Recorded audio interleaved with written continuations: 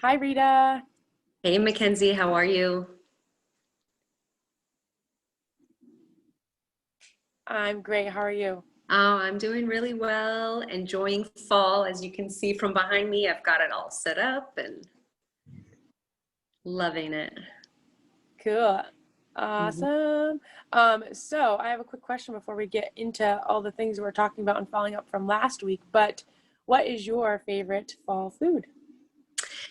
Oh, well, I have to say soups, making soups. So I was never a soup person growing up, but now I look forward to the cooler months when each week, as I do my meal planning, I can say, it's easy. I just have to pick a soup, and who doesn't love soup? So I've got a whole cookbook of 100 soups that I just go through and find one that I know is a hit, and I enjoy it. I love to eat my soup with bread, or if it's not a heavy soup, or something fun on the side, and we all just really look forward to that time of year.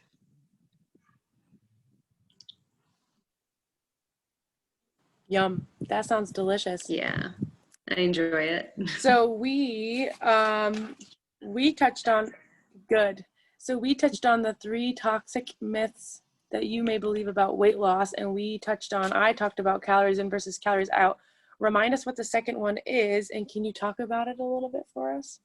Absolutely. So these three toxic myths came from an email campaign that I sent a few weeks ago to my email subscribers. And I think it really hit home with a lot of the subscribers because I got a lot of email responses back from people asking questions and showing interest in what it was that I had to say. And so I think it's really important that we get this information out to other people. If you're interested in receiving that email, drop your email in the comments or send us a message privately and we will send you that email. But in the meantime, I want to talk about the second myth that I included in my email, which is it's okay to have cheat days or to fall off the wagon. And now you didn't hear me wrong. I said the myth is that it's okay to have cheat days or fall off the wagon. And you probably think I'm insane for saying that, but the truth is, I believe you should be able to eat whatever you want to eat anytime you want to eat it, and that you shouldn't have to schedule cheat days into your week, and you shouldn't have to feel like you failed at eating when you fall off the wagon.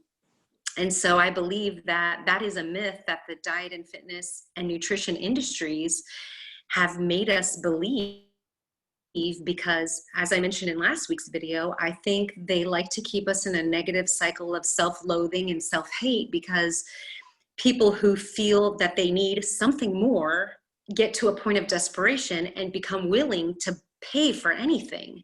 And that's how these industries have gotten so big and so loud that people can't hear the truth, because all they're hearing is whoever's speaking in the loudspeaker, which are these three top industries. And so they're saying things like eat less and exercise more, which you talked about last week with your calories in versus calories out. And they're saying eat right and eat healthy and eat good and schedule cheat days for yourself. Either schedule a cheat meal or schedule a cheat day, or let yourself have dessert one day a week. And I just think that is terribly wrong. I think it makes people believe that they are doing something wrong when they choose to eat bread or pizza or cake on a day that's not a pre-scheduled, pre-approved day. It makes you feel like you've done something wrong. You begin to feel like a failure. And once those negative thoughts start to creep in, they just lead you into a negative downward spiral. Your mindset is everything. And if your mindset goes in the wrong direction, then before you know it, I hear people say all the time to me, it only takes a little bit of chocolate. And then before I know it, the whole rest of the day, I'm eating bad and I'm feeling bad. And then I can't sleep well. And I wake up the next morning feeling totally crabby and unmotivated to exercise. And I can't rip myself off the couch to clean my house or cook a meal for my kids or do whatever it is I need to do. And it starts with that one toxic belief that I ate something bad. Now, food is not inherently or morally good or bad. Food, we shouldn't attach these moral labels to food. I believe that food is food, and you can make choices about food based on how you want to feel. Now, if I'm looking for pleasure, yeah, I'm gonna go eat some cheesecake. I'm sorry to say, Mackenzie, I'm not sorry actually. I make the best New York style cheesecake that is straight up I bet you do. homegrown Brooklyner told me I need to package it up and start sending it out. It is the best cheesecake. I don't make it very often, but when I do, you better believe Ooh. that if I'm wanting cheesecake, I eat the cheesecake. I don't schedule it into my day. I don't schedule it into my meal planning. I find pleasure in eating that cheesecake 2 or 3 times a year when I make it. And I believe that that's what we should do. And so that leads me to my second point, that having cheat days or feeling like we fell off the wagon by eating something bad like cheesecake, it sends ourselves, we send ourselves the message that we are not to desire certain foods, or that we are not to enjoy foods that we find desirable, like dessert or bread. There are so many people who are doing, sorry, there's a little gnat in here, who are doing low carb, high fat diets, which is great if that works for you. But then if you find yourself a little bit on the higher end with your carbs, or if you really desire to have some like bakery fresh bread on the side of your soup or your salad, then there's nothing wrong with that. And you should be able to eat it, and you should be able to enjoy it. And that's the key, because pleasure is a huge factor in how you metabolize food and how you absorb nutrients. And so if I'm eating and I'm thinking, this is so bad, I'm so bad, I'm so wrong for eating this, I can't believe I'm eating this is terrible, I'm gonna have to exercise more tomorrow, and I'm gonna have to calorie restrict for the next several days just to make up for this one thing. Well, then your body is, as you've mentioned in a couple of our videos, your body is going to activate fight or flight. It's going to respond in a stressful way, and what it's going to do is the cortisol and the adrenaline dumping are going to force you to cling to those calories and those nutrients as fat, and not as valuable things that are going to be converted to the energy we need to live.